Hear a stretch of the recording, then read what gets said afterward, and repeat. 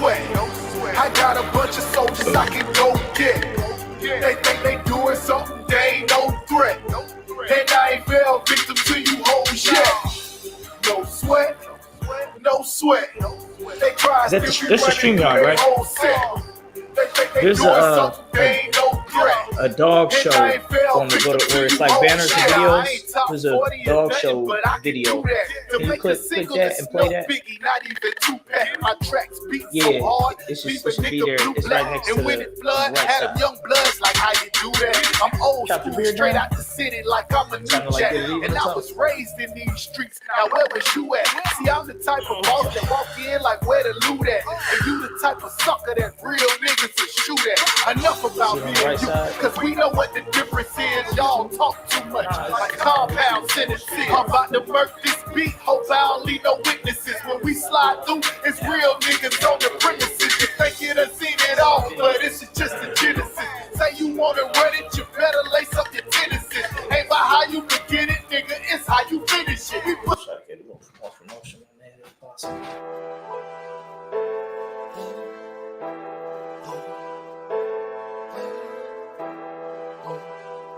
Young Billy. Still in the hood with the ox, setting up zones every block. Protectors of the people, black watch. UPK, them priests and prophets, we gon' bring it out. Still in the hood with the ox, setting up zones every block. Protectors of the people, black watch. UPK, them priests and prophets, we gon' bring it out. Still UPK, still undefeated, still one West, still keep the heat up, still in the streets, still on the block. My people need healing, priests and prophets bring. That's it. Most High Christ. Let's start the video. Is it ready? Shalom Israel. Shalom Israel. You know what time it is. It's Israelite School of Universal Practical Knowledge. Started out of 1 West, 125th Street, Harlem, New York, under Commanding General Yohana.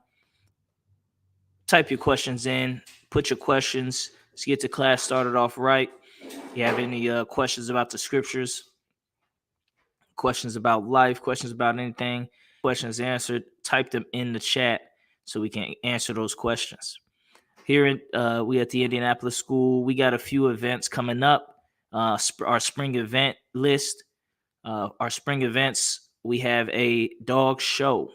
Indianapolis Black and Latino Dog Show. The largest Black and Latino dog show in Indiana. Okay. It bullies, micros, pits, exotic breeds. All of it is welcome. You do not need to have official papers on your dog breed, but you do need to have a muzzle. You need to have a muzzle and a leash. Don't come here with no, 400-pound monster talking about he's off leash trained. No, man, we're not dealing with that. Okay, it's a safety issue. I don't care how trained your dog is. Every dog needs to have a leash and a muzzle. Okay, a leash and a muzzle. If you need help getting a muzzle, they're at every Walmart, every pet store. Okay, for usually $10, $20. All right, but it is going to be a great event. We have a few breeders in the house. We're promoted on the American Farm of Indiana's Bullies page. It's definitely going to be a time for our people to come together, our brothers who love dogs and pits and everything like that, for us to come together, exchange information, find out about other breeders, find out about other dogs, show your dog, get a chance to win a certificate or two and a ribbon or two, get some papers for your dog, increase your dog's stud fees and bitch fees and all of that. It's just an event for blacks to come together on a level that we usually don't come together. We usually don't come together for things that we're interested in. Like if you're interested in it, you're just interested in it yourself. And maybe you might know a few people. But as a community, we don't come together. We don't come together. Unless the white man sanction it, we don't come together. For the most part. We don't come together for our interests. We don't come together for our things that we aligned with. You know, sometimes we come together for business and networking. That was big when I was coming up. Networking. I'm like, what the hell is networking? I didn't even know what it was half the damn time. I didn't know what was so important about it coming up as a teenager. But I know it was something that people was always talking about doing. You understand? But we didn't damn near got away from that. You know what I'm saying? When it comes, we don't even network anymore. And the title of today's class is Brotherhood. All right, brotherhood and sisterhood, which goes right into what we do in the UPK. We facilitate brotherhood and sisterhood. We're going to teach you how to have brotherhood, how to have sisterhood, how to interact with your brothers, how to be with your people. We're going to teach you all those things in the Israelite School of UPK. And in the midst of doing so, we're going to create better, stronger, safer communities amongst ourselves.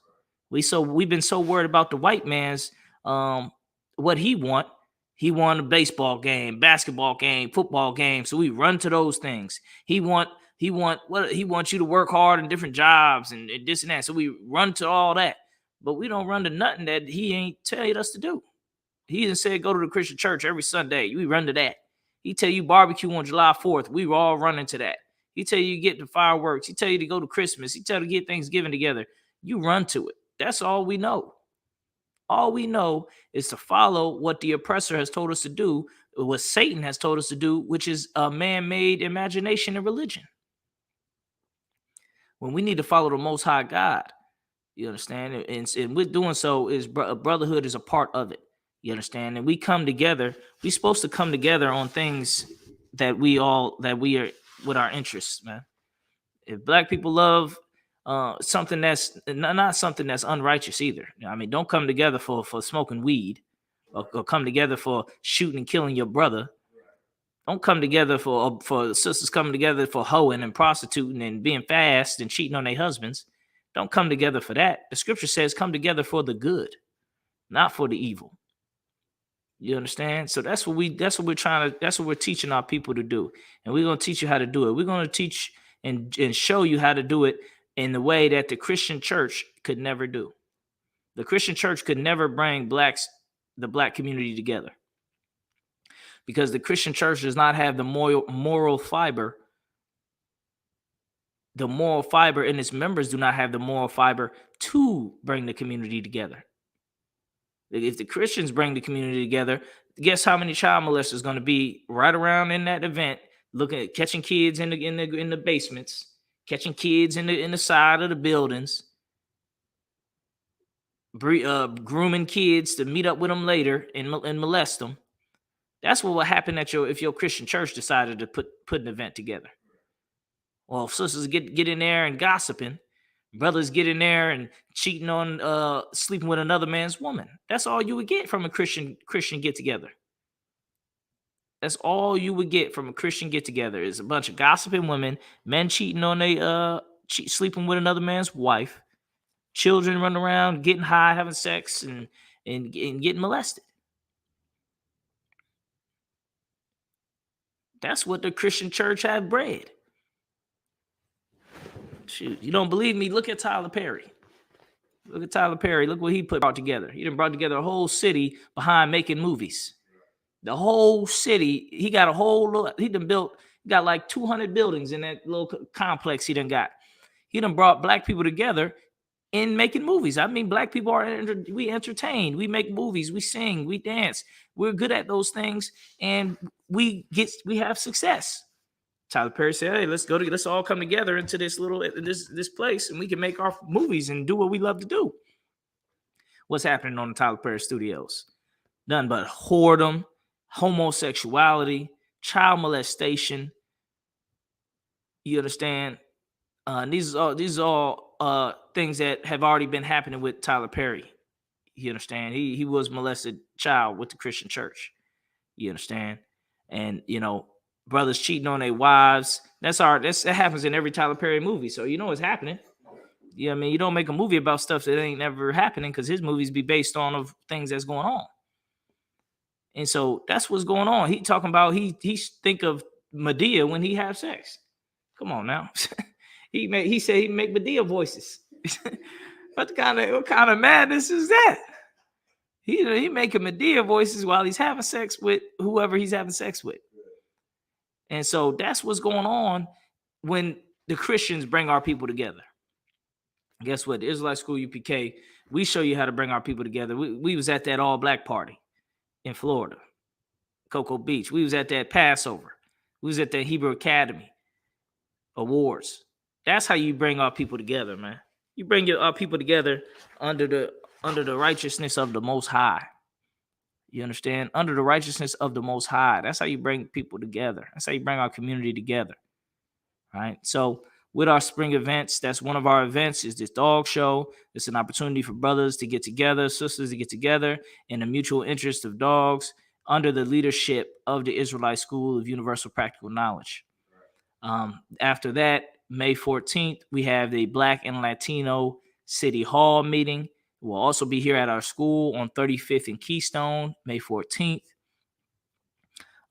If you could, can you click the flyer back where that video is? Just click the flyer and they'll put it up on the screen. And so this would be another great event. If you live in the city of Indianapolis, there's 9 times out of 10 you have a gripe with the city of Indianapolis and the way things are being run, because the city of Indianapolis, I'm gonna be blunt, it only cares about the outskirts of the town. It cares about Geist. It cares about Carmel. The city of Indianapolis is supposed to be governing the city of Indianapolis, but instead it's helping every outside armpit town. It ain't helping the actual city for Black and Latino city folk of the town. You know, as you can see, 38th Street is a damn. The streets in Iraq is more smoother than 38th Street.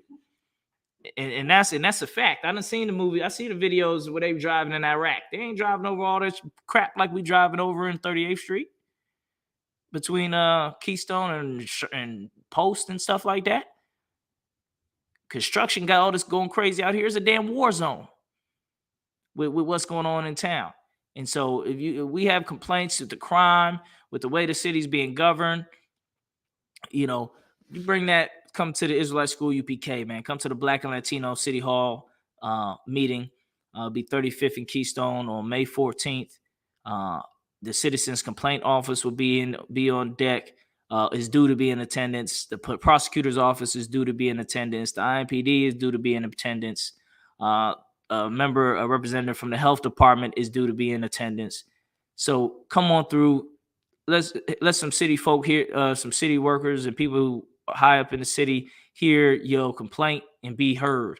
You understand? Because at the end of the day, this is where the solution is at. The solution is in the Israelite School of Universal Practical Knowledge. The solution is not in your church. The solution is not in your mosque. The solution is here. If you want to fix your community, come to the Israelite School of UPK and get with the priests and prophets of the Lord, and we can show you how it's done. Okay, we're gonna show you how it's done. We're gonna show you what things to do, how to do it the right way, and build our community. You understand? Build our sense of community. All right, which is very important for our people. So for us to feel like we belong to something. Right? This is something the Christian church has not built. The Christian church has not built a sense of community for the greater Black community. If you're not in that Christian church every Sunday, giving them all your damn money, sleeping with the pastor, then he don't even give a damn about you.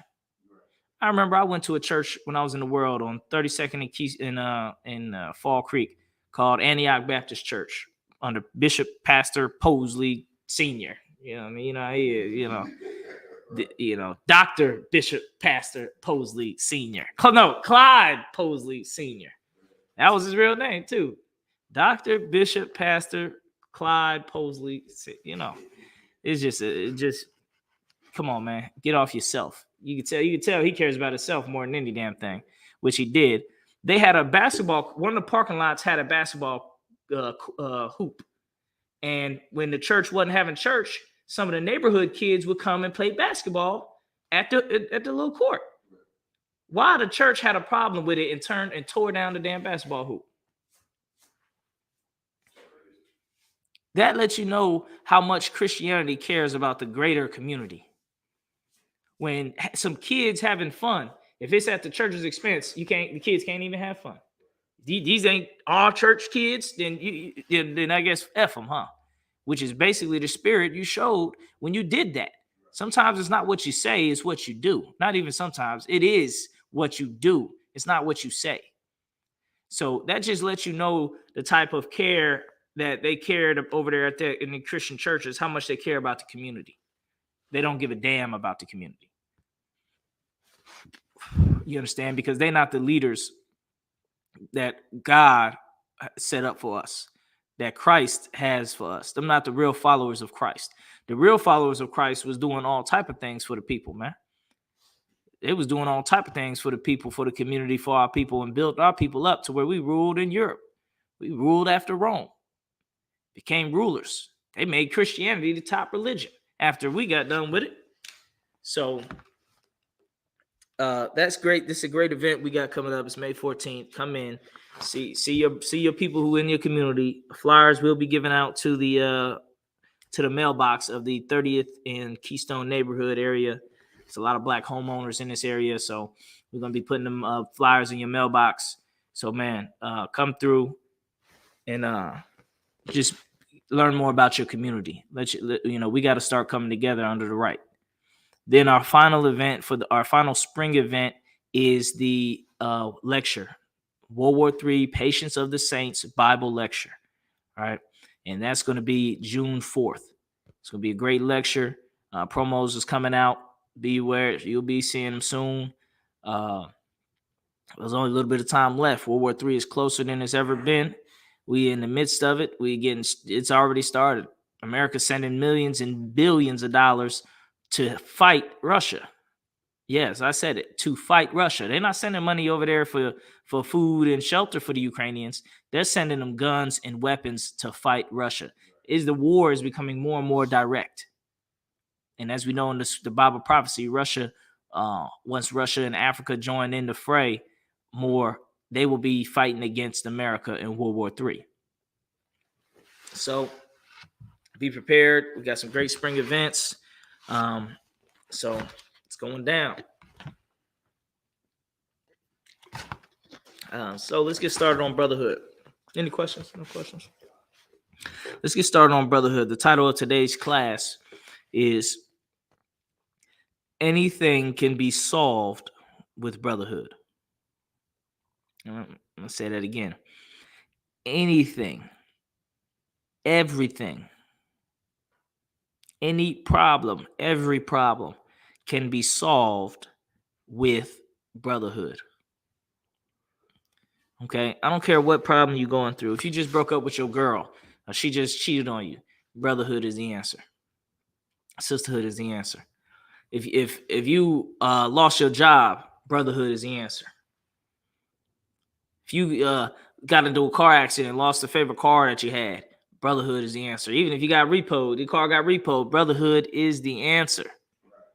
Whatever you dealing with, depression, sadness, schizophrenia, anger, hatred, jealousy, envy, any demon, anything you dealing with, Brotherhood is the answer.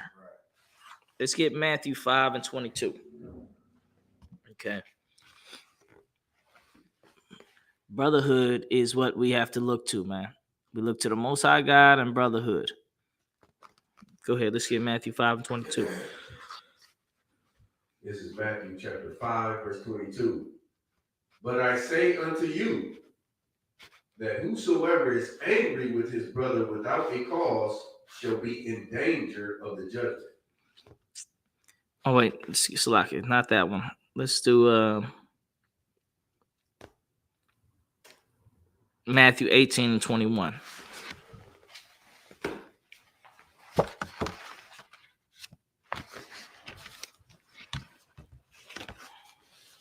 Matthew chapter 18, verse 21.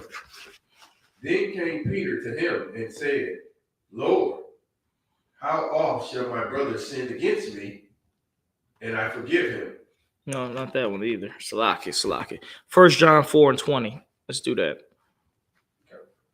Okay. Yeah, this is really where I wanted to start at. Yeah.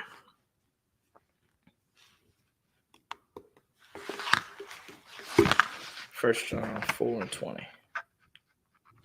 This is 1 John chapter 4, verse 20.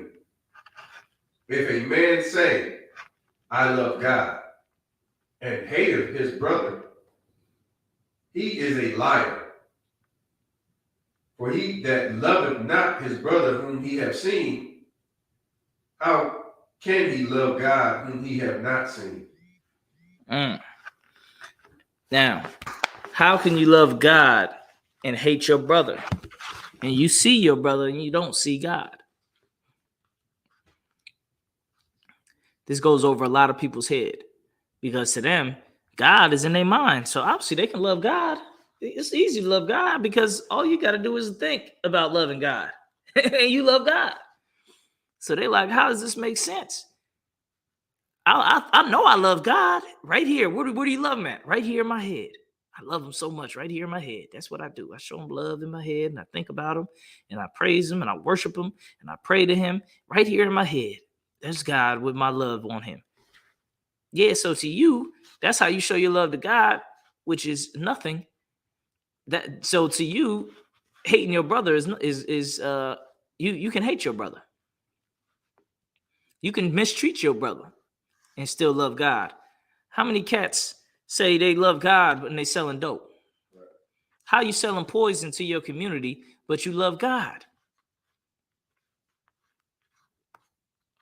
How you shooting up your community, but you say you love God? How you treating your sister like a whore and sleeping with whores, but you love God?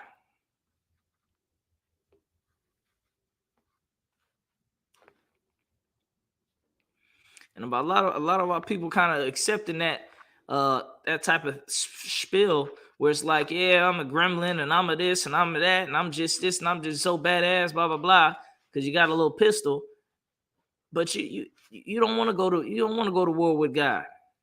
He gonna destroy your ass. Right. You're gonna be destroyed. You're gonna be dust. You're gonna be nothing. Nobody even gonna remember you. He's gonna wipe you away from off the earth, and everybody who loved you is gonna forget about you. You're going to be nothing. You're not going to have no street rep.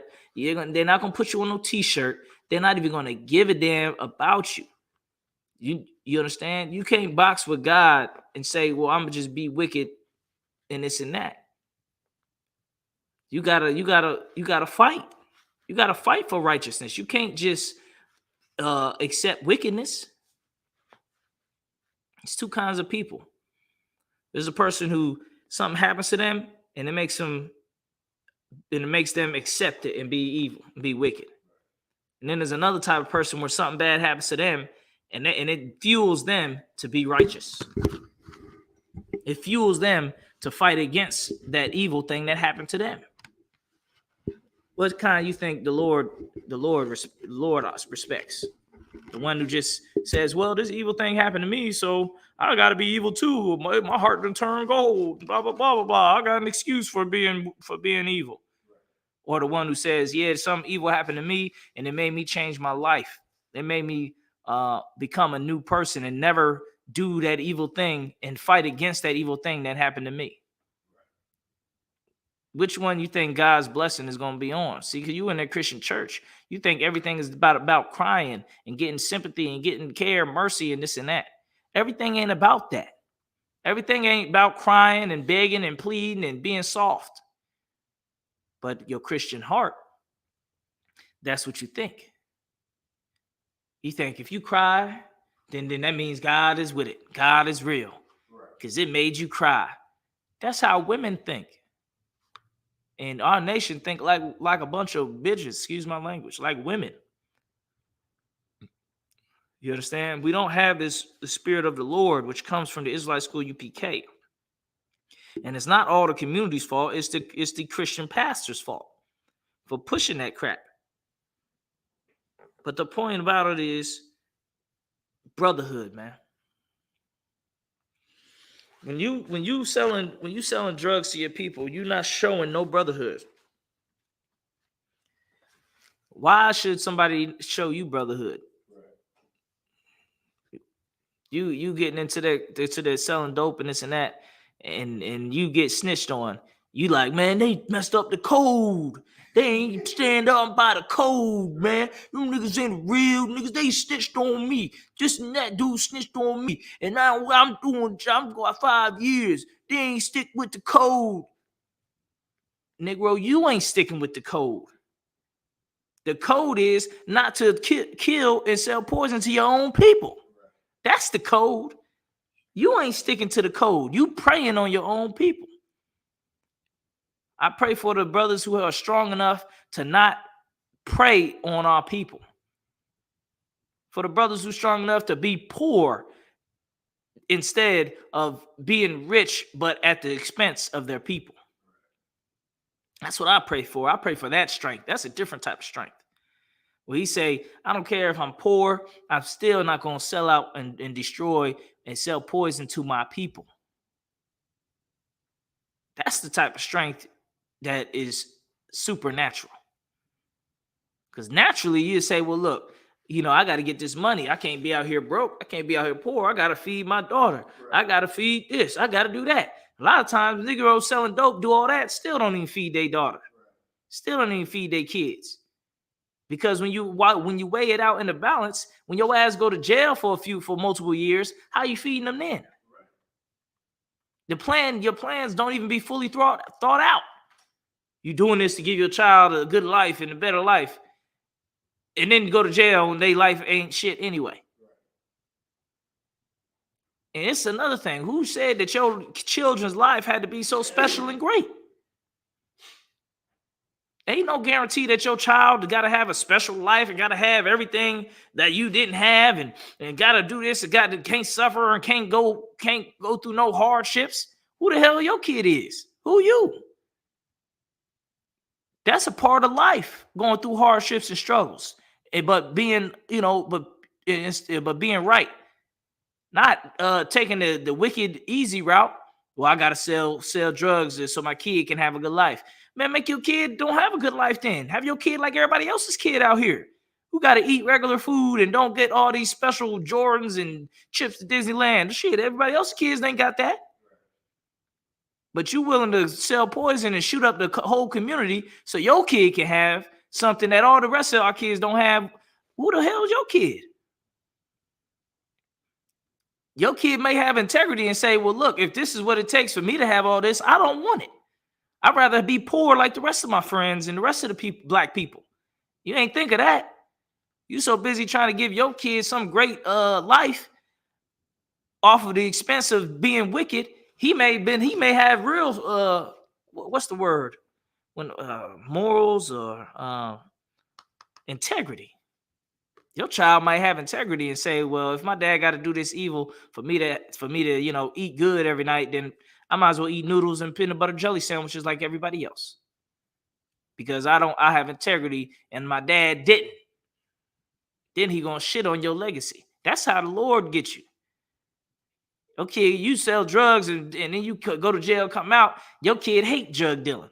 He hates selling drugs. And he hate drug dealers.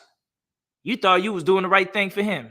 That's not how it works, man. The scripture say, lean not on thy own understanding.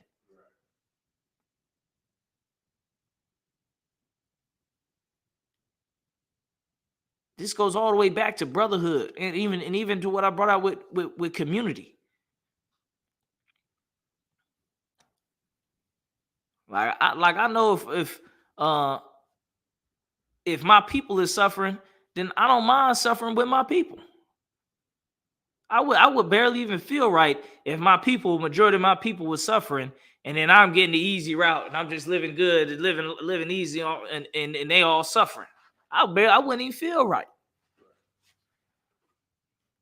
I'm the type I like to go the hard route sometimes. I think the hard route is better. Your kid may be like that. He may say, well, look, you know what I'm saying? I'm a tough guy. I like it rough. I like it tough. All the tough stuff I want to do. All the tough sports, I'll do them. All the hard things, I'll tackle those things. While you sitting there taking the easy route out, pushing little sacks of green shit all over the damn internet and all over the community. Got green shit, purple shit, excuse my language, the indo shit, the outdoor shit, all wrapped up in little shit bags, and you throwing that everywhere all over the community so you can get money. Negro, why don't you suffer like everybody else, man? Be broke. Instead of driving that nice new Charger and shit, excuse my language, that nice new Charger and Camaro and all that, just get a truck like every other black man got to get. Get one of them old ass butt Chevys. Get a box Chevy like everybody else got to get. But you ain't gonna be able to get the candy paint and the 40s on it, and the bass bumping. But all we care about is taking the easy route. And the Lord, it's despicable to the Lord to take the easy wicked route, as opposed to the honorable route. Right? Go ahead, Word. That was heavy because he's one of the greatest persons in the Bible. Moses did the same thing. He saw that his people suffered. Damn, that's heavy. And he decided to come down out of riches and glory and come down and suffer with his people. Mm-hmm. Damn right. All right. That's a heavy precept, heavy point right there. Right? Moses, he was living high. Pharaoh came down to see his people. You don't want your child to be like Moses. You want your child to be like Judas. Judas was suffering with Christ and rolling with Christ and this and that, but everything wasn't happening along Judas's plan and how Judas wanted it to go. So he like, well, shoot, I'm gonna sell them out and get this money. You drug dealers, your son, you raising Judases. Is your children gonna sell out the whole community and get just for his money? See, that's one thing about fatherhood that black men got to understand. You got to prepare your sons and your children for the real world. You can't just be trying to be like a woman to your children. That's one thing women, they will. I was watching one show. It was a dude. He was getting bullied in high school because he was like 400 pounds. And then he got out of high school and he went up to 500 pounds. Then went up to 600 pounds. So he's sitting at the crib with 3-4 pizzas, pies, you know what I'm saying? Drinking a big 2-liter out the bottle of some orange soda crap. And his mama over there on the video too. And just talking like it ain't her fault. You know what I mean? And or not like it ain't her fault, but talking like she ain't giving him all this goddamn food. Like if you see that boy eating all that damn food, getting as big as a house, and you ain't slowed down his food? Because what? Because he gonna be mad because he don't get to eat as much as he want to eat? Right. Because that's the only letdown, is that he ain't gonna be mad because he ain't get extra food, all the extra food he wanted to smash and eat.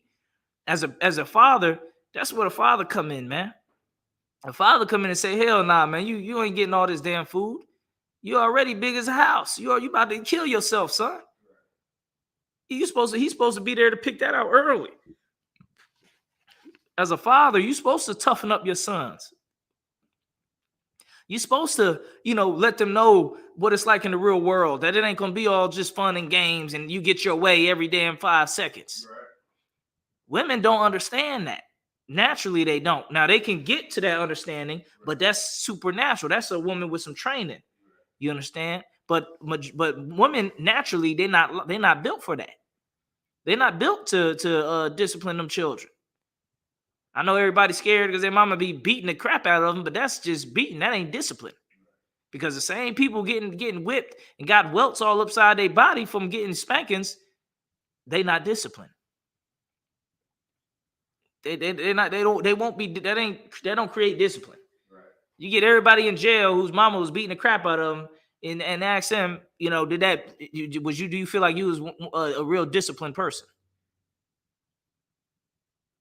That's not how you create discipline. You know what I mean? Black man, it's your job to instill that discipline in your son and your children, your sons and daughters, and to show them what it's like to not always get their way. Show them what it's like, though, is that things ain't gonna go your way. You're gonna be disappointed, and you as the father, you're gonna be the one to bring the disappointment. That's part of the job description. So for us to be selling poison to our people just so we can get quick, fast money, that shows a lack of character. You understand? A lack of character, and we're gonna pay for that as a people. All right. Let's see where we at. Let's get 1 Corinthians 13:1.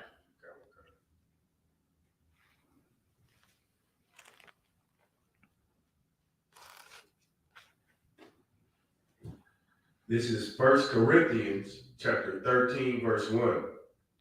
Though I speak with the tongues of men and of angels, Yeah, go ahead. and have not charity, I am become as sounding brass or a tinkling cymbal. If you don't have love for your brother, it don't matter what you're saying.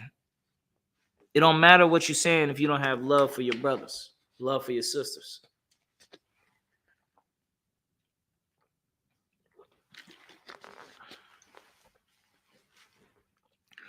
Let me get a few good scriptures on I'll change up the topic a little bit. Oh.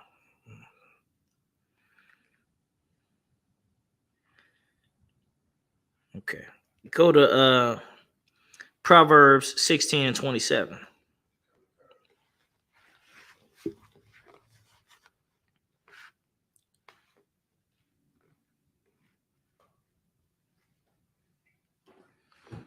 What's that noise? Might be neighbor cutting grass, you think? Okay. Proverbs chapter 16, verse 27. An ungodly man diggeth up evil, Mm-hmm. and in his lips there is a burning fire. Yeah, man, that's you drug dealers. You dig up evil, and then in your lips is a burning fire. That's that roach. I know about that. I used to smoke when I was in the world. My old self, my old man used to do that. Now I'm a new man. I never did it. But my old man used to do it. And I know exactly what it was, especially when you get to the last bit of it. That's when you start being real fiending. You know what I mean? Because there's only a little bit left. So you're trying to savor it. Hey, that's the art form, is getting that last little roach. The roach be all type of teeny microscopic dudes. Still get a smoke out of it. Burning lip. Until it's disintegrated. You done sucked it out to disintegration. Go ahead, Warrior. I was gonna say too, when you on the next level being a fiend, you get the roach clip. Yeah, there you go. Really get it. Yeah. So that's what the scripture is talking about. Smoking weed and smoking drugs is a sin against the Lord. It's ungodly. You digging up that weed plant, you digging up that cocoa plant, the heroin plant, the poppy seed, the tobacco. You dig that up off the earth and you smoke it. And it's a fire in your lips.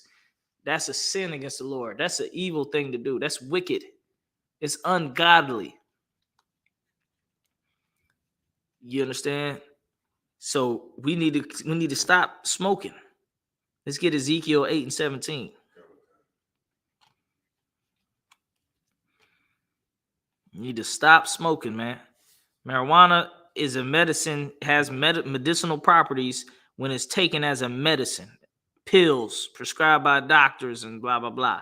You got uncontrollable seizures or something like that. Get that marijuana pill or machine or something like that, and it'll calm your nerve system down or something. But a doctor got to prescribe that, man. If you ain't got that, you need to stop self-medicating yourself. You self-medicating your damn self, man. Stop doing that. You making yourself less than, and the Lord is going to punish you for that. It's not of God. Go ahead, Warrior. Ezekiel chapter 8, verse 17. Then he said unto me, hast thou seen this, O son of man? Mm-hmm. Is it a light thing to the house of Judah that they commit the abominations which they commit here? The house of Judah, that's you, black man. Is it a light thing that you doing this year? Go ahead. For they have filled the land with violence. We become super violent. against our brothers. This ain't talking about warfare against fighting for our people like warriors. This is talking about you fighting the guy on your own black people on the corner outside. Go ahead. And have returned to provoke me to anger. Uh-huh. And lo, they put the branch to their nose. What do they put to their nose? The branch to their nose. You put the branch to your nose. You know what that is? If you don't, let me tell you. The branch. You could throw this away when you get a chance. The branch is the smoking. That's what that is. It's smoking. The branch is smoking. You're getting high on your own supply and all that. That's what the branch is. And you putting that branch to your nose.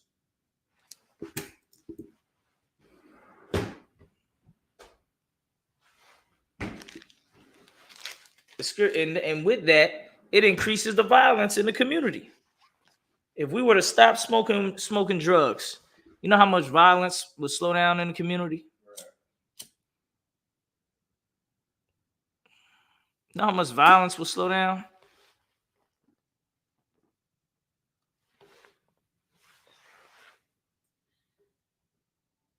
The violence would slow down in the black community if we stop smoking weed.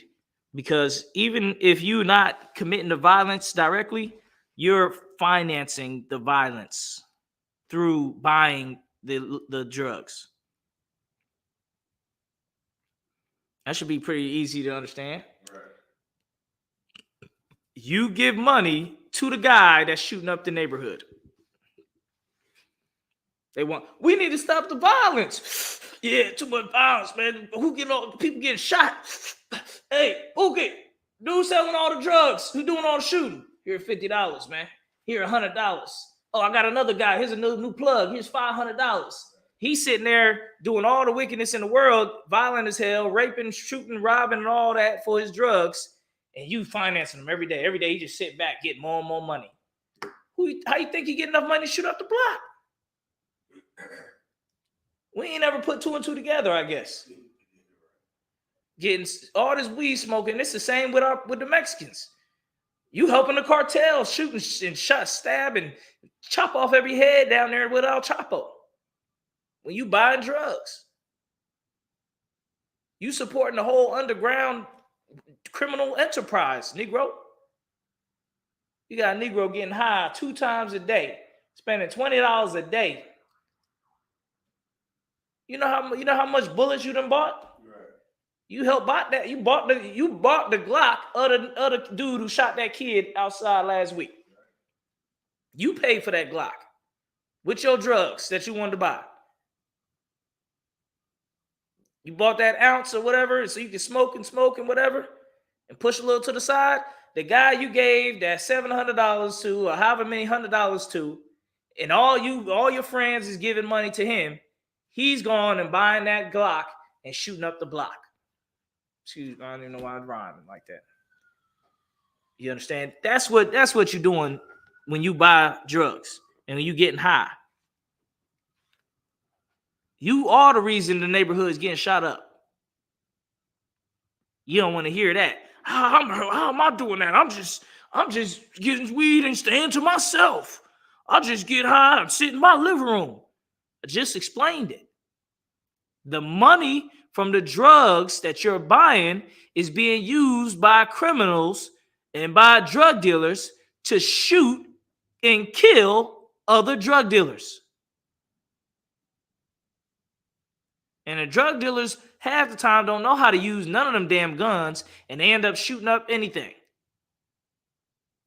It ain't like they conscious about where the bullets is landing. They just shooting for their life.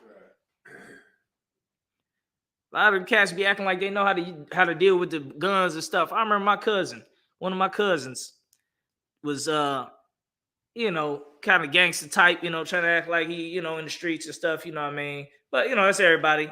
But selling little drugs and this and that, and he had a little gun. And he probably like in his 20s and stuff like that.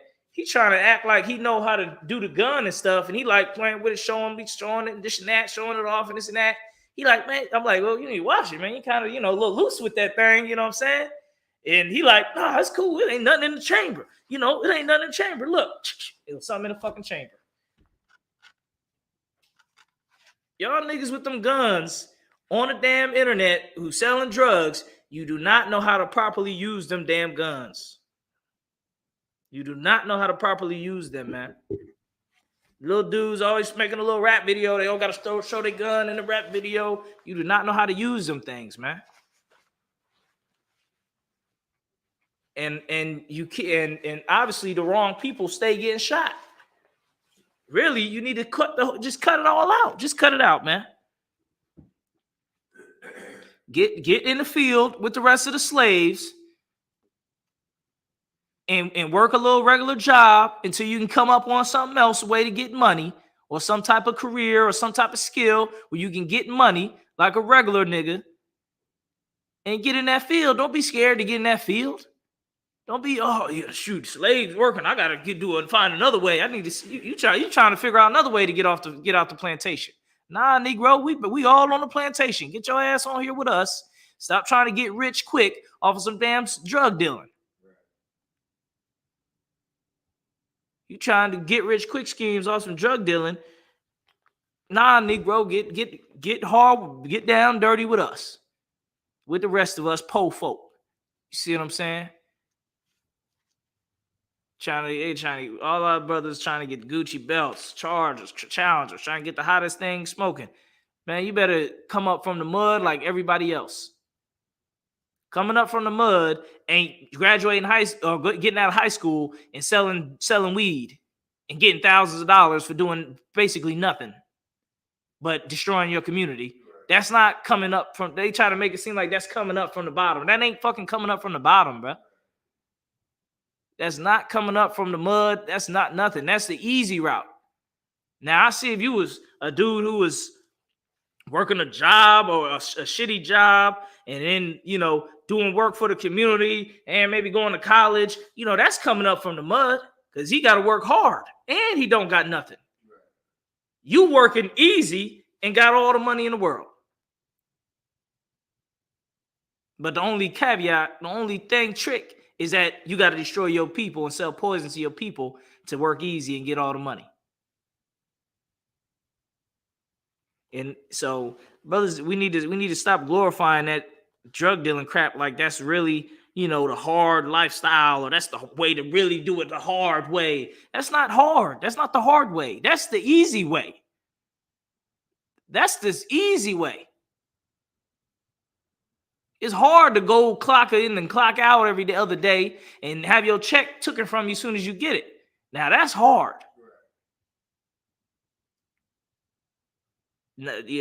Selling drugs and getting thousands upon thousands of dollars and you ain't got to do nothing but ball out with it. That's not the hard way. That's not coming up hard. That's coming up easy. That's the easy route. That's the sucker route. That's the route that, is because you soft and you want the easy way, and you don't want to see no other. You don't want to go through any hardships and stuff like that. You understand? So let's get the next scripture, Exodus 22:18.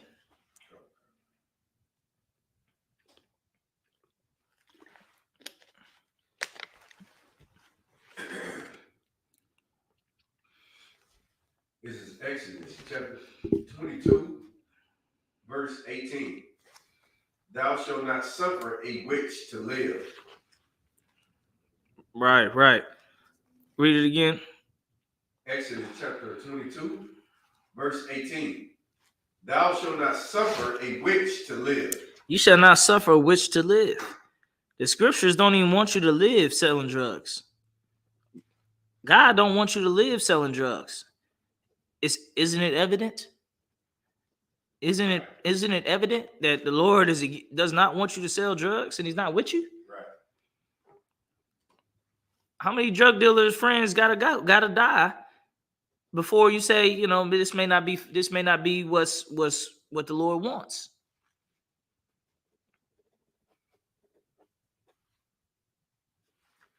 The Lord does not want us selling drugs.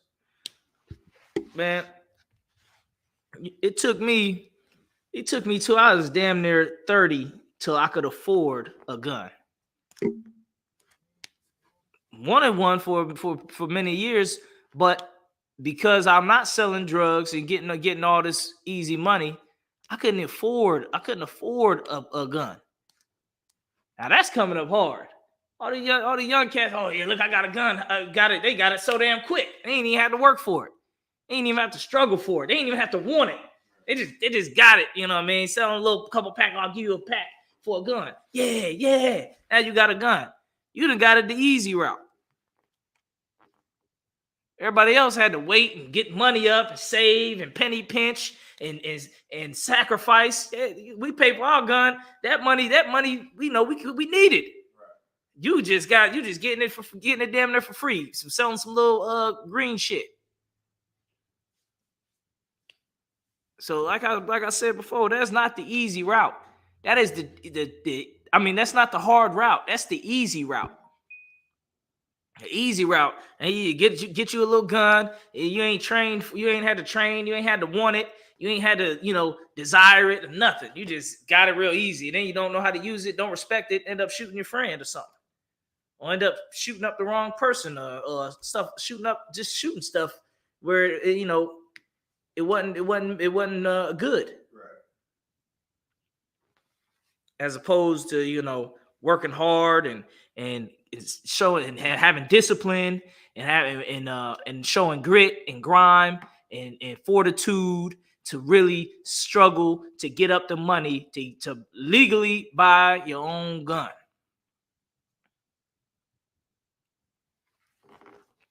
All right.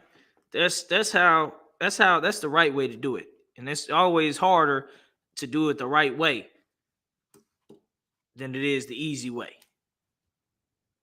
But you're doing it the wrong way.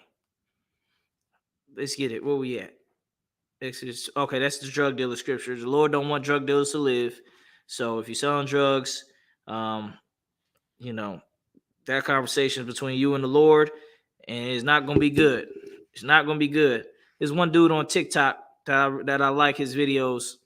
It's a dude, and he be doing the point of view that God ain't letting him into heaven. So he'd be like on the street, or he'd be like on the steps. He'd be like, "Hey God, you know what I'm saying? I don't know what happened. I was with the guys, and they had switches. They didn't tell me you had switches. So we went down there, and basically he got shot up because he went down there to shoot another crew, but they had switches and they shot up him. So now he's in heaven. Now he's time to talk to God. Like, come on, you gonna let me in? Come on, guys. He's like, what? You're not gonna let me in? That's messed up, man."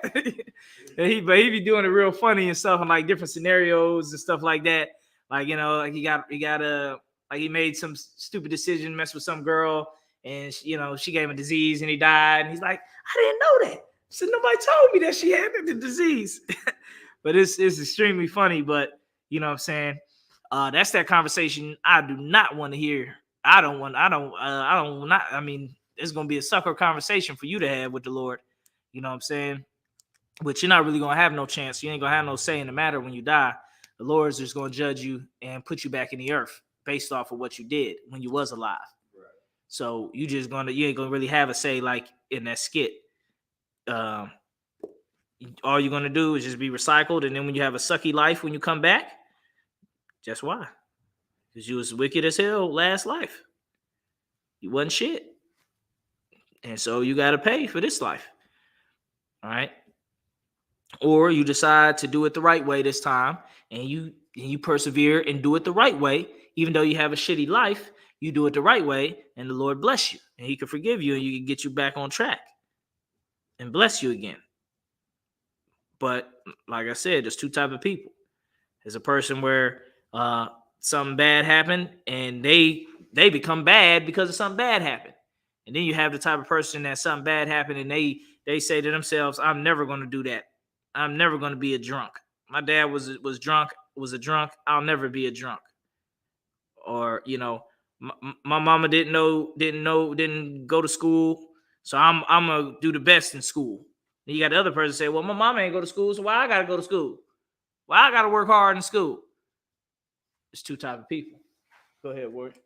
Oh, okay, yeah. Any questions in the chat? Sign Christ. Let's get Ecclesiasticus 38:1. Here you go. Oh, you got it.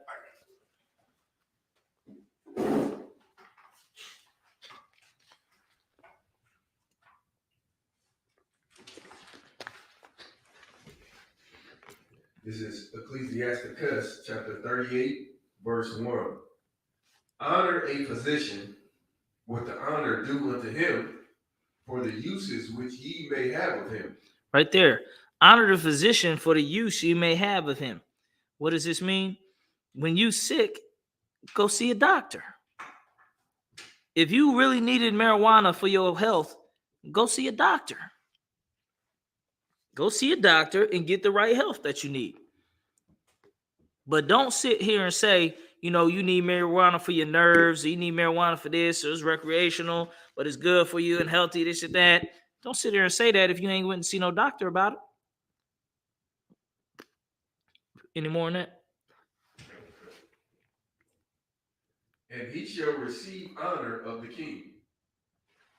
Oh, no, so like, for the Lord hath created him.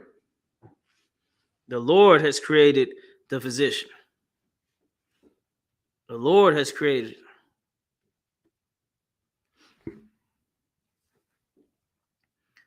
All right, so stop, with the weed, getting your health and stuff and this and that, and get out, get your head out the clouds, come to the Israelite School UPK, start learning the truth, man. It's time to wake up. It's time to get up wake up out of sleep. It's time to lay up your folly ground. We didn't had enough fun. We smoked so much weed and had so much fun and was so relaxed and so, we smoked the highest dro and blah, blah, blah. It's time to give it up, man. It's time to go ahead and lay up the pipe, lay it up, and grow up out of that. Grow up out of it. We all had to do it. You know what I'm saying? We all had to do it. It's for the best. It's for the best. If you really want to stop the violence in the community, stop buying weed. Right. Stop buying illegal drugs. Right. Stop doing it. You're not helping our fight against, gun violence by supporting the illegal criminals who's doing the gun violence. Right.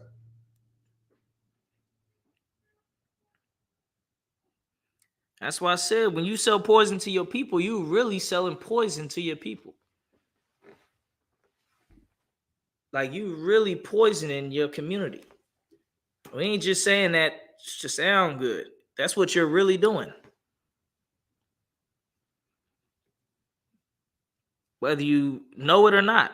If you were to follow your money that you bought drugs with, you would stop selling drugs or you would stop smoking drugs. If you had a chance to follow the money to every crime that was associated with your money, you would cut that shit out. If you followed you gave your money to the weed dealer. Now it's in the weed dealer's hand. He goes to a prostitute, or to a whore, gives her the money for sex. Bam, that's one sin you connected to. This whore takes the money. She goes, what's the whore gonna do with the money? She give it to the pimp. The pimp takes the money. He goes and molests a little girl, put money in his car, in his Cadillac, and gas, and he goes and molests a little girl to turn her into a whore with the money that you help him drive around town with. With your $20, your same little funky $20, you put it right in a tank and drove down the street and molested a girl at the park or raped a girl at the park so he can make her a prostitute. You didn't even know. You just helped somebody in your own community get raped by a rapist, a pimp. Because that's how pimps get more hoes. They go out and do sexual deviant shit. They go molest a little girl or go groom a little girl, take some little girl that's got it like half homeless or something. They be by the homeless shelters and by the teenage halfway houses, and they pick them up. Or they come through and they wait till they go to the gas station. They drive through, talk to them, and tell them they're gonna buy them some stuff and go take them shopping. And next thing you know, he get them high on some shit, and he, do whatever you want, do every different tactics. Right. Sometimes they take them to another city where they have nowhere to go now. They don't have no phone, and they just in a hotel room, and then he just make them do it. Or other times it depends how wicked this nigga is. But thanks to your drug money, he ain't got to worry about having the means to do what he would need to do to continue his prostitution stuff. He don't got to worry about money because thanks to you giving money to the drug dealer, who gives money to the prostitute, who gives money to the pimp, who uses that money to molest girls and make more prostitutes.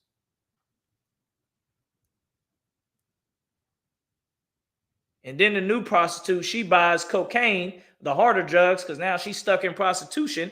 Then that cocaine money goes to the Mexican cartel. Some driver who drives it all around the country, he gives it to the Mexican cartel. Mexican cartel takes the money and buys a machete and chops somebody's head off, or kidnaps somebody's family member and puts them in a house that you help pay for, and it kills them or leaves them there and use them for kidnapping. They do kidnapping. The cartel's kidnapping people. It ain't enough they're making all that damn drug money. Now they got to kidnap people too. So now your drug money, your $20 drug money per day is helping a prostitute, help the pimp, help the child molester, help a kidnapper, and help the murderer. If you were to follow your money, where your money went once it goes into the criminal underworld.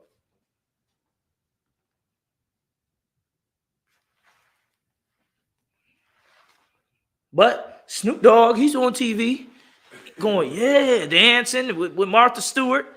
So it must be cool, huh? Give me a break, man. How simple, how long are we going to love simplicity? That's what the scripture says. How long are we going to love simplicity? Because Snoop Dogg is still running around with his skinny ass, telling everybody to smoke weed. It's all of a sudden we got to go ahead. Now, what Snoop Dogg got to drop dead smoking a blunt, and the blunt got to be the cause of his death? Then what you gonna say?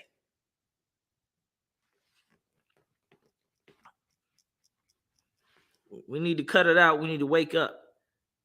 We need to grow up as a people. We need to grow up. We asleep. We need to grow up and see the real consequences of our actions and what we're doing, and how it's affecting our people. Jim Muhammad brought this out the best. He would say, you want to help the community, you fix yourself, because you're what's wrong with the community. You're what's wrong with it. You're what's wrong with the black community. Fix yourself. You are the problem of the black. When people say what's the problem in the black community? You're the problem. You getting high, running around, following Christianity, supporting your Christian pastors, whatever you're the problem.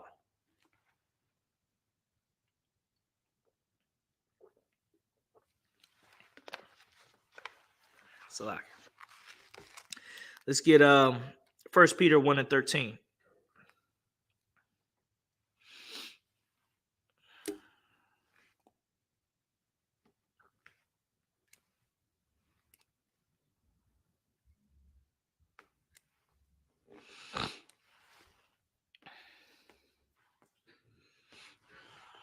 This is 1 Peter chapter 1, verse 13.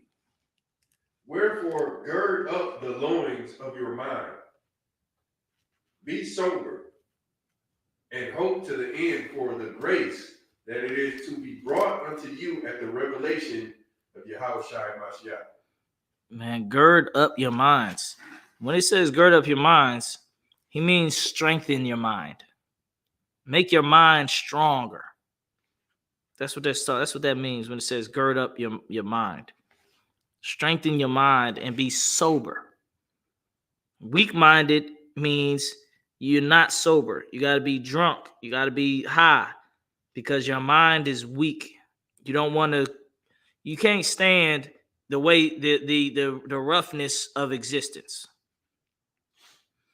You can't stand the choices and decisions you made, the roughness of life.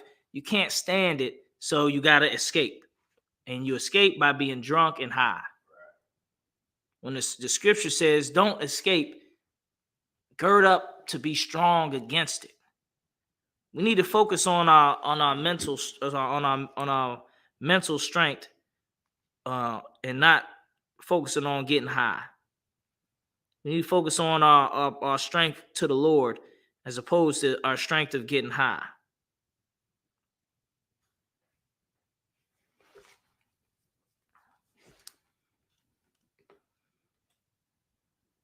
And if we do that, the Most High will be pleased with you. He'll be more pleased with you than when you're getting high all the damn time and forgetting about everything.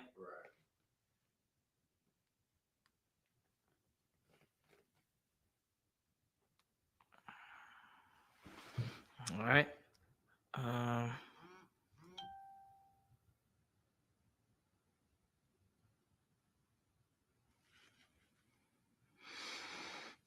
Let's read that scripture one more time.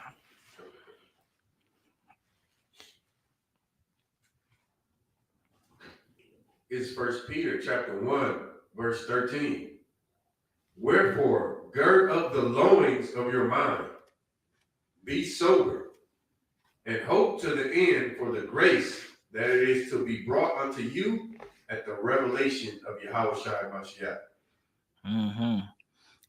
Be sober, man. Stop getting high. Cut it out. Stop getting high.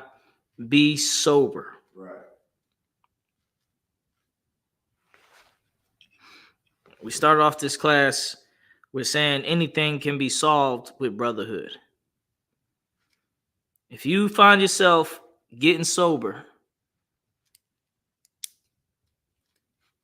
and all these problems start coming at you that you got to deal with, that you were getting high to not deal with before and to forget, call the Israelite School UPK. Use Brotherhood. Brotherhood will help you through all your troubles, your trials, and tribulations. Brotherhood will.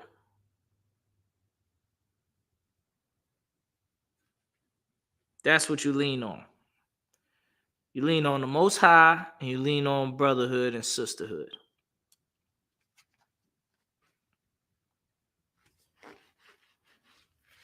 When you do that, Lord will, you'll get the strength to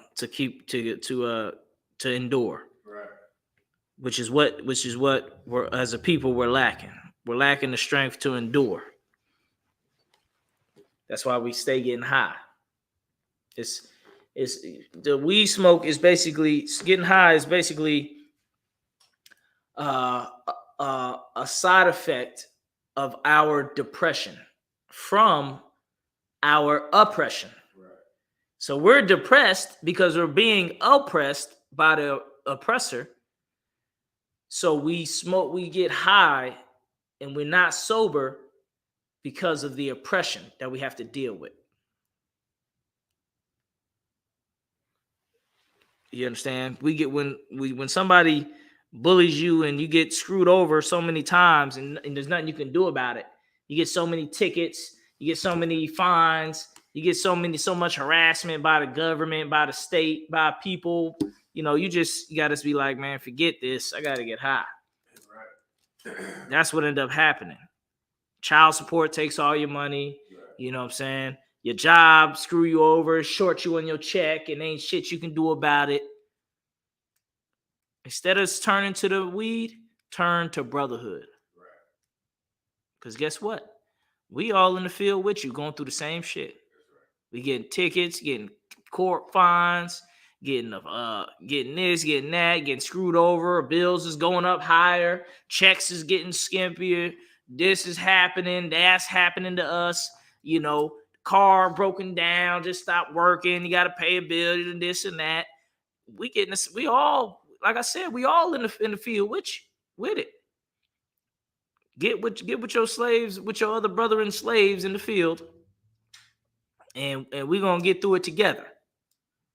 Lean on brotherhood. Don't lean on marijuana. Right. Don't lean on drugs.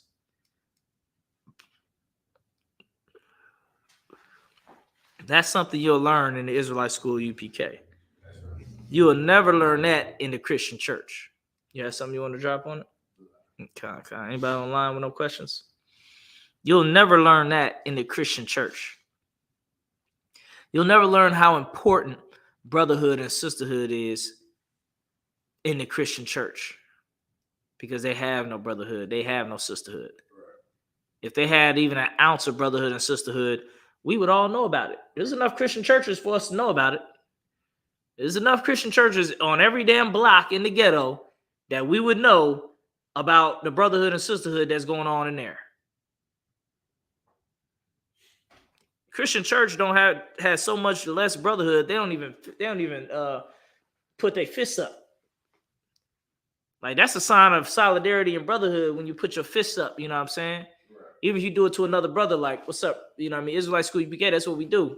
Shalom. You know what I mean? Put the fist up. Or we dap with our brothers. That's brotherhood right there. Christian church, they in there shaking hands. Hey, how's it going? That's not brotherhood, man. The vibe of shaking hand is part of a business deal. Means I want to get something from you, you getting something from me. And this means I'm not gonna screw you over. I'll keep your word, I'll keep my word, and you keep your word. That has to do with business deals and business transaction when the white man's gonna lie all the damn time. Using your fists and saluting and dapping up is brotherhood. That's what that is. Christian church don't even have that.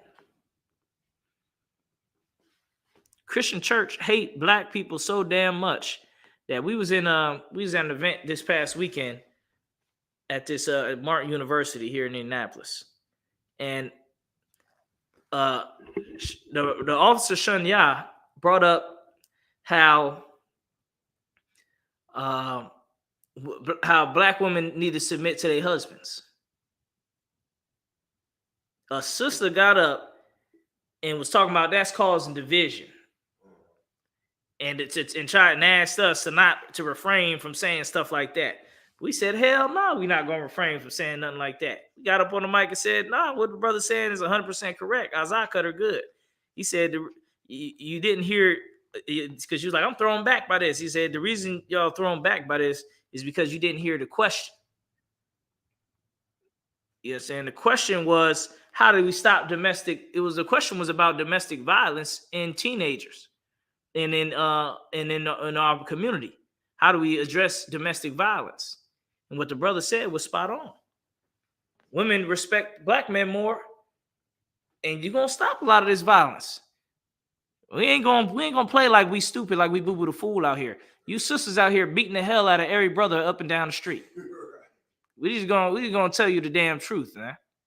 You beating the hell out of every brother up and down the street. He's scared to get a phone call in the middle of the night. He's scared to get the text message beep at night, or while he in the car. His woman, he's sitting there scared, like, oh, it's nothing, baby. It's nothing. No, don't do nothing. No, baby. She ready to pounce on him and beat the hell out of him because his damn phone rang in the middle of the night. She's sure it's another woman.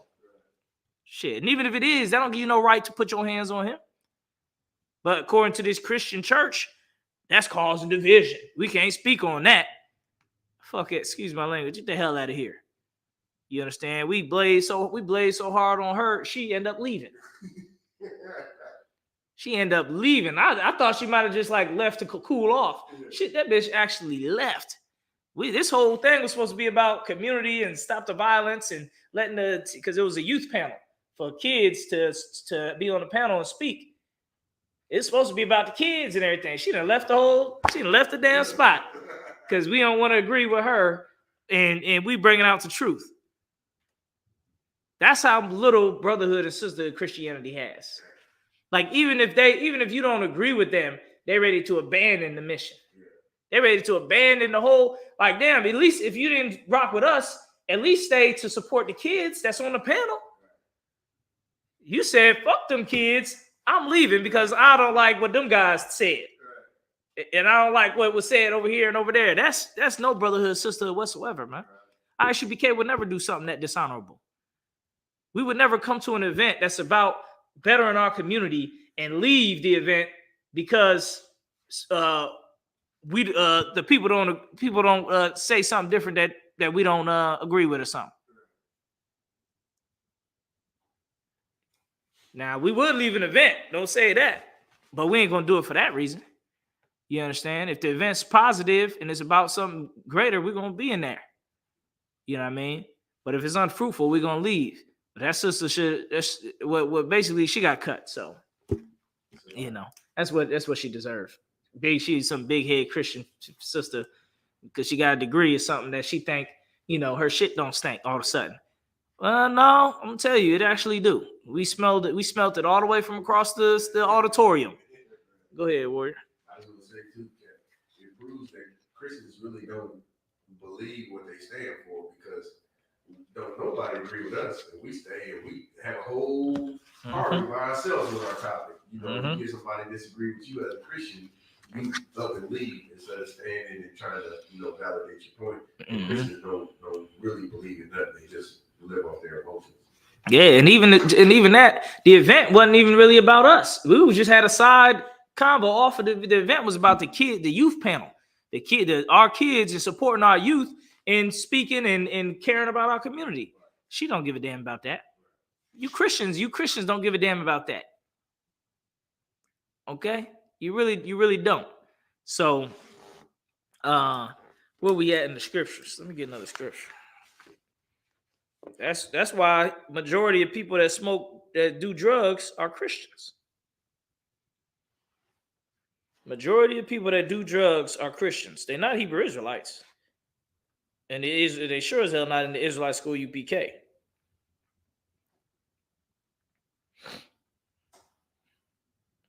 And if you are doing drugs, you need to stop.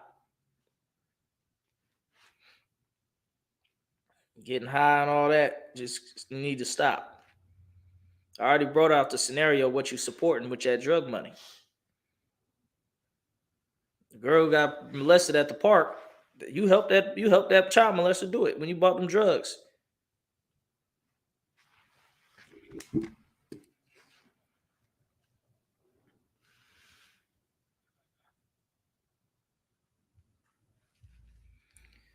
Let's get 1 Corinthians 6 and 19.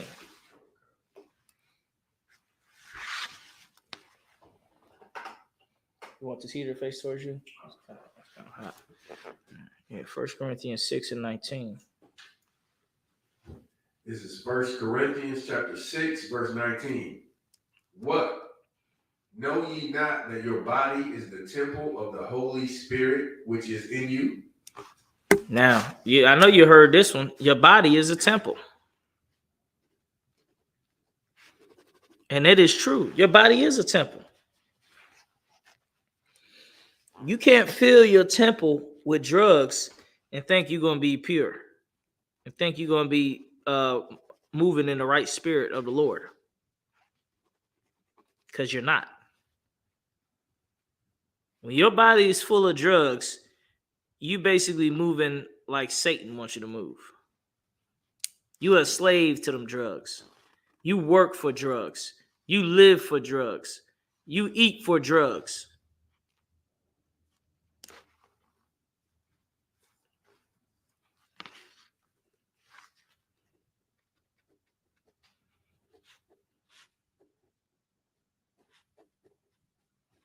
All right.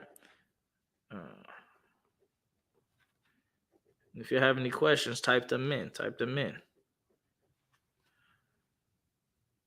Any questions about brotherhood, type them in.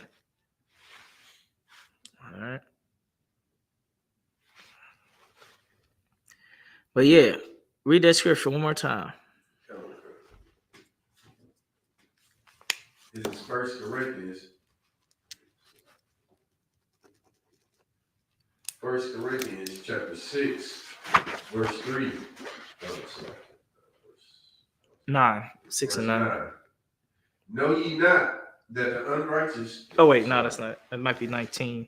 Let me see. 6 and 19. 1 Corinthians chapter 6, verse 19. What? Know ye not that your body is the temple of the Holy Spirit?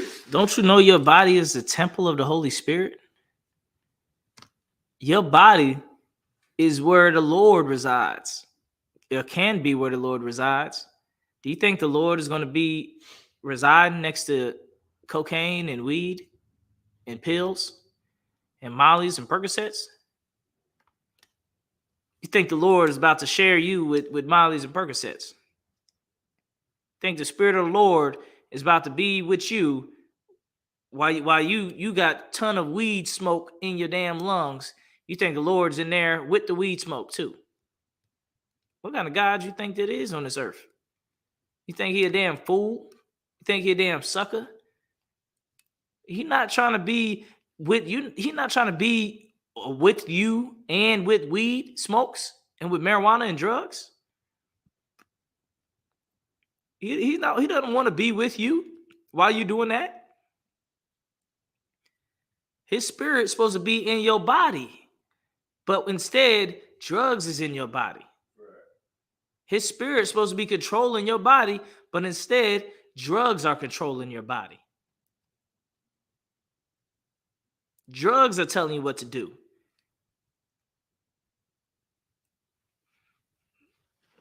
Let's get any more in that scripture.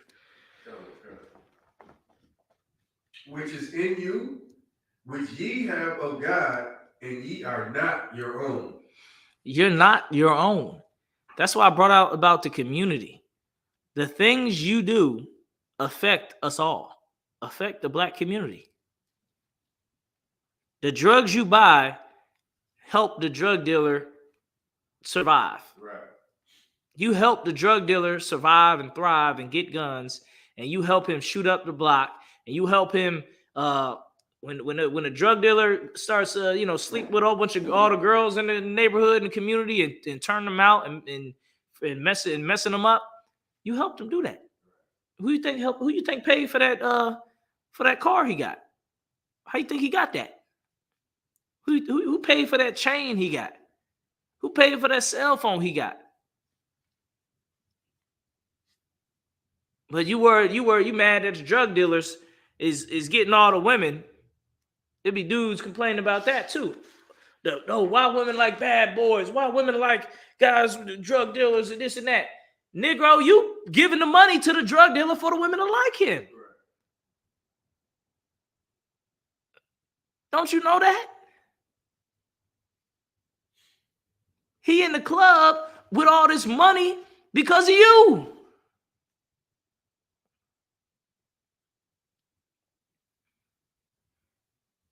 He having babies that he ain't taking care of, and he using the money from you to do it.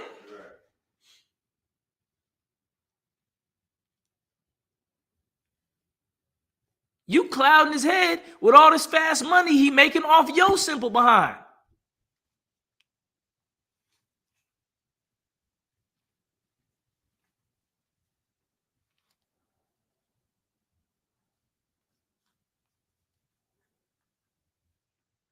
He got the watch. He got the fresh hairdo. He got the gold grill. He got everything.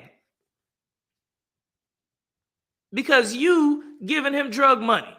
You buying drugs. So now the drug dealer get all this little fancy crap, and he attracting all the silly ass the silly women. He ain't attracting the real women, but he attracting enough silly women to where he could just have all these kids he ain't taking care of. Shoot up the block, shoot up the ops, and ride around having car accidents. All them charges, always car crashing. Because you weren't supposed to have that car. That's why. That's why the Charger done flipped over. You seen the Charger flipped over on 21st and Arlington? The whole Charger was upside down. Because you wasn't supposed to have that car, brother. you got that car with dirty drug money. You wasn't supposed to have that car. That's why it got repoed. That's why it crashed. And that's why somebody stole it. Because you wasn't supposed to have that car, brother. You got that car with ill-gotten means, ill-gotten gains, i.e. selling drugs.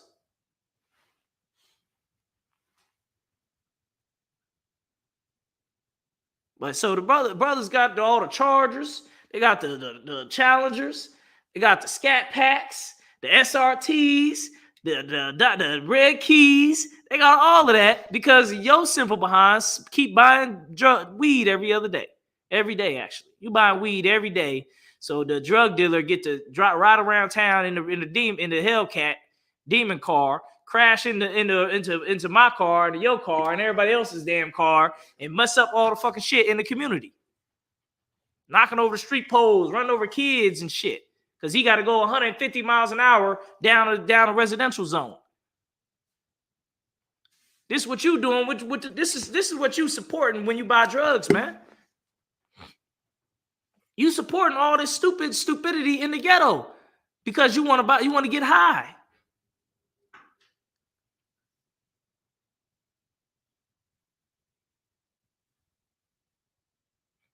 That's why if the oppressor come in and start making all that weed money with the dispensaries, I ain't gonna be mad.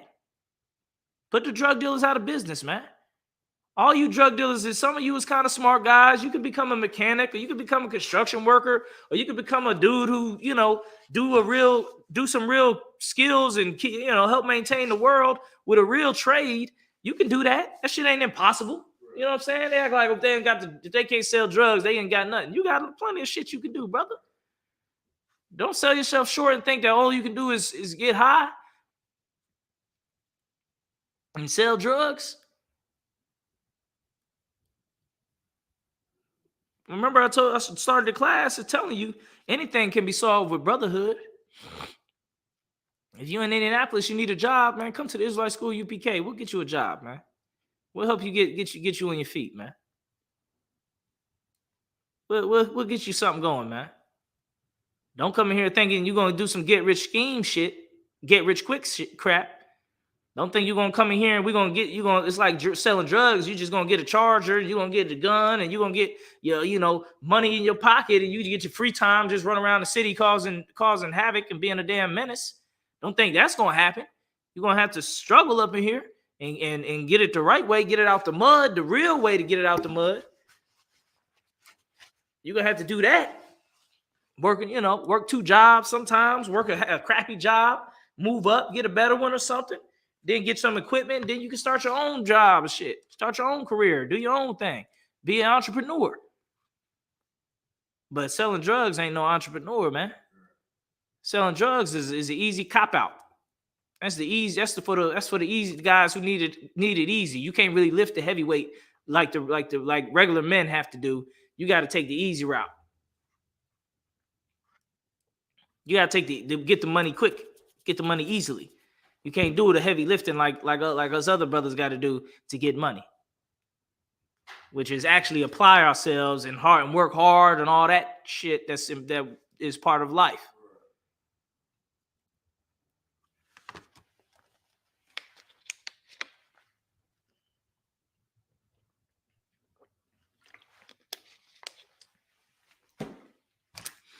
All right, so drug dealers got all the nice cars and the scat packs.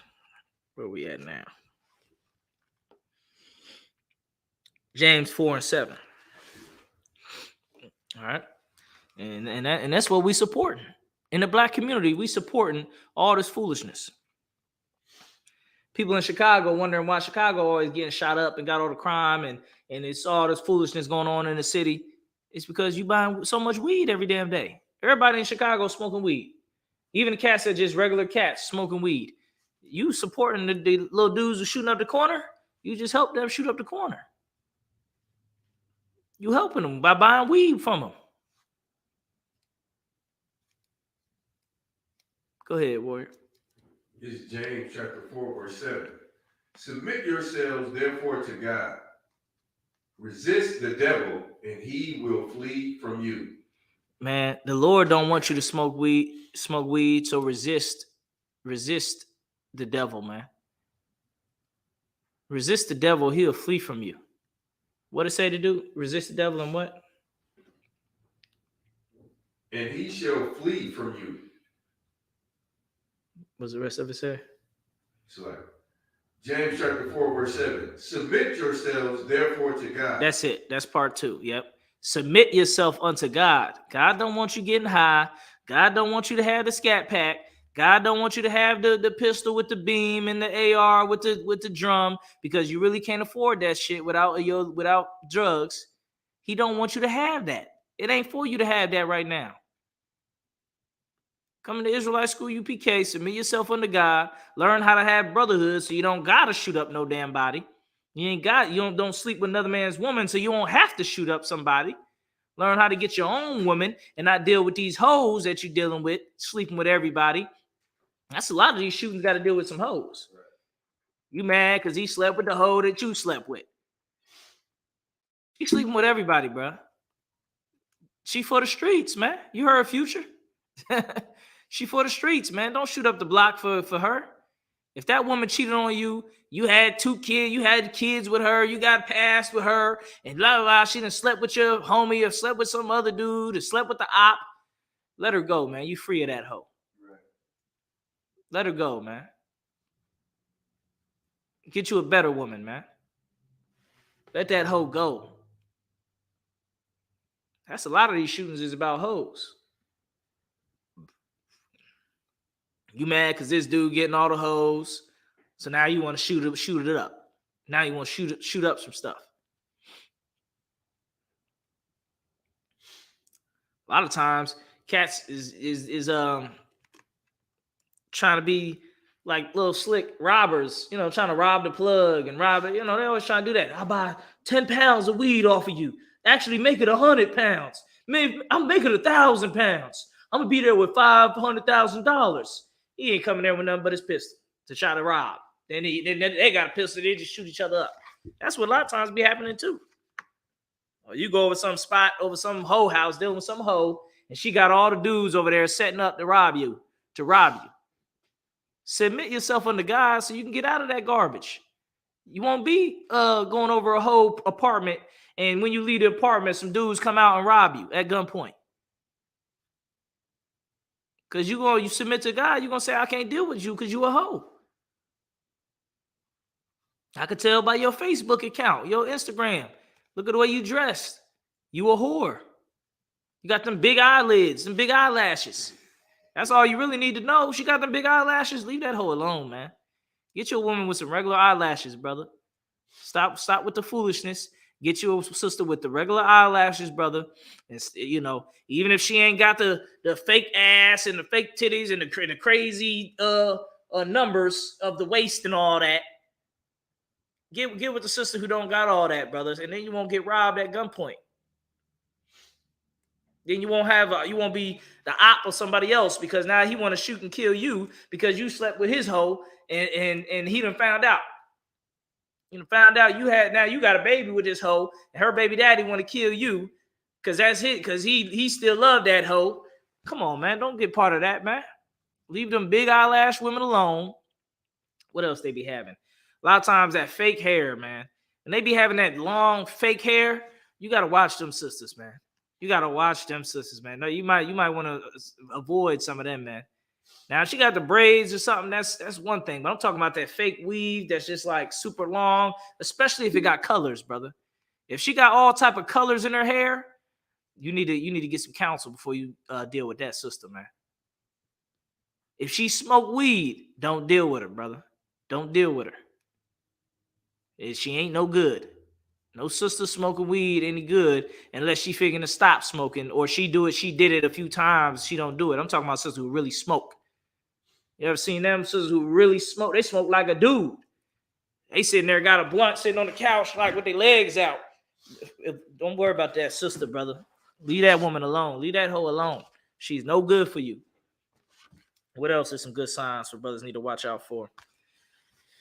The nails. If she got some long nails, like I'm talking real long, like looking like motherfucking, excuse my language, Wolverine from the X-Men, leave her alone. Leave her alone, brother. Get some counsel before you deal with her. You understand? That's a bad sign. Basically, if you're dealing with a fake bitch, excuse my language, she fake. She got fake eyelashes, fake ass, fake titties, fake nails, fake hair, fake contacts, eye colors fake, hair colors fake, the purse is fake. She got a fake Gucci purse. She got fake Jordans and fake, or even real Jordans. She just fake, man. Stop dealing with these plastic ass bitches. Excuse my language. These plastic women. Get you a real sister, man. Get you a sister who has some knowledge to her, man. Who has some sense. You running behind these skanks, man, trying to get running the club, and half the women in the club ain't no damn good. If you want to pick up a sister, man, you're gonna have to go to the library or something, or to the college campus or something, or just stop looking at the hoes, and you'll see the real woman. Stop looking at the hoes, and you'll see the real women out there, the real sisters that got a head on their shoulders, that ain't no damn idiot, ain't no bubblehead, airhead dummy. But the problem is, a lot of your moms was like that, so you try to get with a woman that's like your mom. So then you're going to get with a woman who acting like that because your mom acted like that. You see what I'm saying? And that's just the cold, hard truth. You know what I'm saying? If your mom was acting like that, then you're going to try to get with a woman who acted like that. But you got to, you know what they say, you got to break the generational curses and break the this and break the that. You know what I'm saying? Your mom was a heavy weed smoker. You're going to try to get, a lot of times you're going to get with a sister who's a heavy weed smoker. If your mom had, dealing with different men, you're going to try to get with a woman who's dealing with different men. So you got to break that curse, man, and submit unto God. The Lord don't want you to be with a woman like that. Now, if you're a wicked nigga, excuse my language, if you're a wicked brother, then the Lord does want you to be with a wicked woman. The scripture says a wicked woman is given to a portion to a wicked man. But if you're a brother who's trying to come out of that darkness, trying to change your life, you gotta stop dealing with them women that fit that criteria of a whore. Get some counsel from the Israelite School UPK. We'll let you know. Where we at? No more in the scripture. I got like one more. I'm gonna close it out. Deuteronomy 18:10.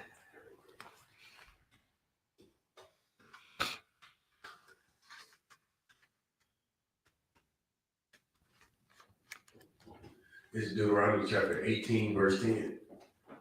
There shall not be found among you anyone that maketh his son or his daughter to pass through the fire. Any more on that? Or that useth divination, or an observer of times, or an enchanter, or a witch. That's it right there. We're not supposed to have witches among us. Basically, we're not supposed to have drug dealers amongst our people. That's something we're not supposed to have. But it seemed like now we got it in abundance. Everybody want to be a little drug dealer, man. Everybody want to sell little weed packs and stuff like that. To me, I don't like doing stuff that everybody doing. You know what I'm saying? That's just not attractive to me. If everybody trying to be when I was a kid, everybody wanted to be an NBA player or an NFL player. I'm like, man, don't y'all think that's oversaturated? Don't you think that's suspicious? That ain't right. Everybody want to be an NFL and NBA player. Everybody want to be the running back. Like, it's something ain't right about that. Everybody want to be a drug dealer. Everybody want to be a rapper. But your music ain't that good either. Sir, sorry to tell you. Sorry to be the one for the bearer of bad news. But your music sucks. You're not going to be the next Jay-Z. You're not going to be the next, world famous rapper. It's good to have rap and music and do something you love, but don't try to be, sell drugs and be a rapper to try to come be that image and thinking you're gonna make it big, man.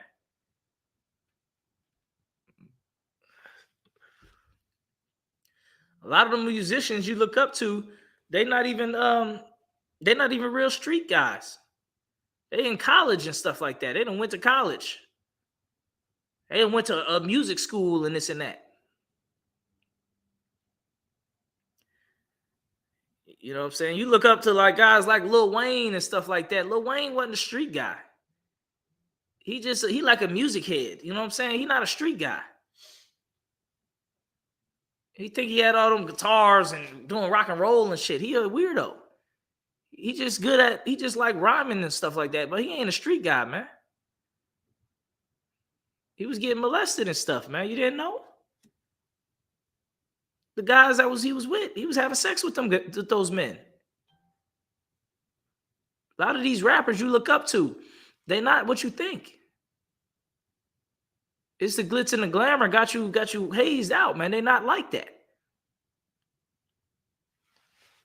You know what I'm saying? These rappers and stuff like that, they're not street guy. You can't be a street guy if you became a world famous rapper at 19.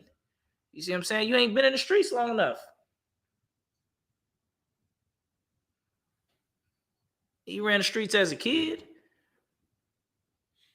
But you need to stop following these guys. Stop following these rappers. Stop trying to emulate them and imitate them. I know it's hard because you don't have a lot of role models that you can look to that's masculine. You see what I'm saying? You're going to have to look to the Israelite School UPK if you want to see some real masculinity. Not talking about no little candy rap crap. You know what I'm saying? Pointing a gun at a camera. You want to see some real masculinity, you need to watch the ISUPK Hebrew Academy videos, man. You watch the ISUPK Passover, brother. That's real masculinity. That's real order. That's real discipline. That's real firepower. That's real loyalty. You know what I'm saying? You looking at these rappers and stuff like that. That's not what you want. A lot of them rappers they're not what you think. A lot of them is gay, homosexual, down low. You know, all of them act like they the best player in the world. The baby, he made all his songs. He's a top player nigga ever. Then you go to his live stream video, his baby mama punking him in his house.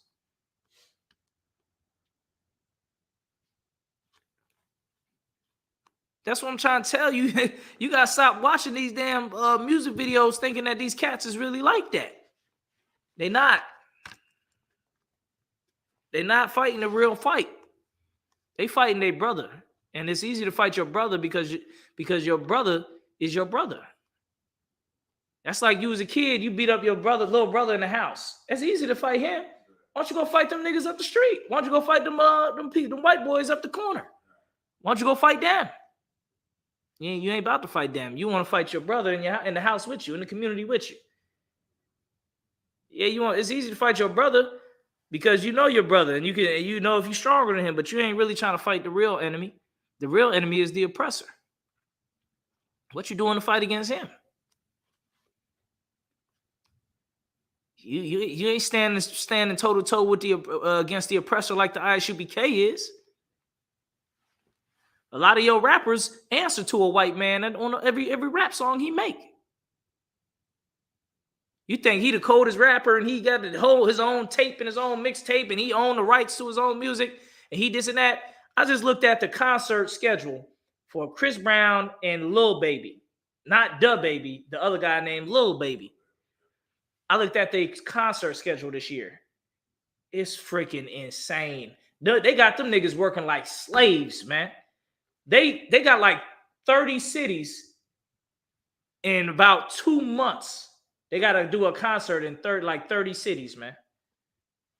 Basically, I'm looking at the schedule. I'm like, they got to be in St. Louis on a Monday, do a concert in St. Louis, then the next day be in Indianapolis and do a concert in Indianapolis. You think these hard gangster rappers, these niggas is slaves. These niggas is being worked like slaves by some white Jewish nerdy dude in an office building named Schweinstein. Schweinstein telling them, I'm going to have the concert list for you. Make sure you be there. And them niggas is working harder than all of us. Got to do the same song. Yeah, yeah, yeah, yeah. All right, get on the plane. Tired as hell. Got to get drunk and high. Do it again. Yeah, yeah, yeah, yeah. Get on the plane the next day. They have. I wish I could pull it up, man. I wish I could pull up their concert schedule. It is insane. They all over the whole country. They in Atlanta, St. Louis, Georgia, Florida, North Carolina, Chicago, LA, Washington D.C. But in basically every major city in the time span of June, July, and August. You know how hard it is to go from city to city. You know what I'm saying? Just going to one city, let's say you had to go to one city in 1 week. That's enough right there. Think you had to go to 30 cities in 3 months and do a show in each city. Them cats is literal robots for the white man. The white man got the whip on their ass, telling them, because I'm sure they didn't say, I want to do this many concerts in 3 months. No man would say, I want to do this many concerts in 3 months. It's insane. You got to do a whole show and then be in another city by the next day and do a whole show again? And keep that up for 3 months? That's what y'all niggas want to be. Y'all do rapping so damn much. That's what you want. You want to be a damn dancing monkey slave for the white man. That's on you. Now, ISUPK, we trying to be warriors for the Most High. You understand? We don't answer to no white man. We answer to generals and captains that are Black, Hispanic, and Native Americans. Righteous brothers. You understand? We ain't no damn dancing monkey fool for no Schweinstein Sony Corporation. That's on you. If you want to be like that, that's why a lot of them be all skinny and drugged up. Because they can't put on no weight. A schedule like that, you gonna be, and you on drugs, you doing drugs, you're gonna be. I won't be surprised if one of them overdose in the middle of the tour, like halfway through, overdose on drugs or exhaustion. I will not be surprised if Chris Brown or Lil Baby or one of the people in they concerts, if that happens to them, because they being worked like dogs. You understand? That's what you want, though. That's what you want. Not I. I ain't jumping up and down to be no damn slave for the white man. Let me get last scripture, Wisdom of Solomon 16 and 12.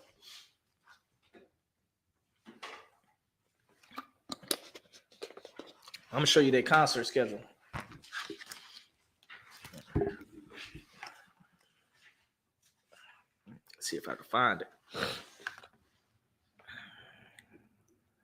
This is the Wisdom of Solomon, chapter 16, verse 12. For it was neither herb nor mollifying plaster that restored them to health, but thy word. O Lord, which healeth all things. The Lord heals all things. Not no drugs, man. Drugs is not going to heal you. The Lord is going to heal it. All right. With that, I'm going to pass the class to priest and officer and the pot is out. We're just going to do the Lord's Prayer.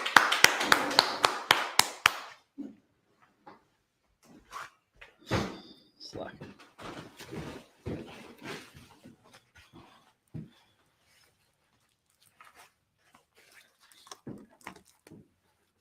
ISUPK security announcements. We're at the ISUPK, started at 1 West, 125th Street, Harlem, New York. Rule for new brother and sister. When a new brother or sister comes into the school, they are off limits for 6 months. They're to be saluted only. They're here to shed themselves of the world. If they need transportation, the teacher will arrange it. After 6 months, if her brother or sister has an interest in a particular person, he or she must get permission from the head to speak to her brother or sister. There's another 6 months in which the brother and sister will court each other. After this 6 month period, brother and sister will get permission from the head to marry. Tithes, which is a commandment. Numbers 18 and 21. Malachi 3 and 8 through 10 means tenth in the Hebrew. Ma'ashra, 10% of every penny of any increase the Lord gives you, give to the treasury department or teacher. Priest fund, free will offering for priests, not mandatory. Whatsoever amount you would like. Upcoming holy convocations. We're in the feast of first fruits now. We have another 49 days, 48 days. So like it. Gotta get that exact date of when the celebration is. All right. If anyone wants to be a trooper in the school to start wearing all black boots, shirt, pants, headband, or scarf with that, imagine, which means to rise. Punny Hakwadam means turn and face the east. We're gonna do the Lord's Prayer in the Hebrew. Abanawa. Shabbat Shemayah. Kodash. Hayah. Shemka. Yahweh. Malakuka. Taba'ah. Ratazaka. Hayah. Aisha. Baratazah. Kawa. Hayah. Bashemayim. Nathanawa. Lakam. Cow. Yawam. Masalaknawa. Nabawasinawa. Kasalaknawa. Nabawatinawa. Wala'ah. Kabiyano. Bunasai 1. Abol. Awashino. Mayan. Rai. Kaya. Laka. Hamalako. Wa'ala. Wa'atapara. Wa'ailonium. Amun. What we just said in the English. Our Father. Which art in heaven. Hallowed be thy name. Yahweh. Thy kingdom come. Thy will be done. In earth as it is in heaven. Give us this day our daily bread. And forgive us our debts. As we forgive our debtors. And lead us not into temptation. But deliver us from evil. For thine is the kingdom. And the power. And the glory. Forever. So be it. Sorry, which means the term. We're going to face the instructor, give a courtesy salute. Minister of Mom Shabbat. Imagine. Barak. Yahweh Shem Yashar Brakatham. Yahweh Shem Yashar Brakatham. Yajmatai, we'll give us a salute to the sisters that be watching online. So, Minister of Mom Shabbat. Imagine. Barak. Yahweh Shem Yashar Brakatham. Yajmatai. Class dismissed.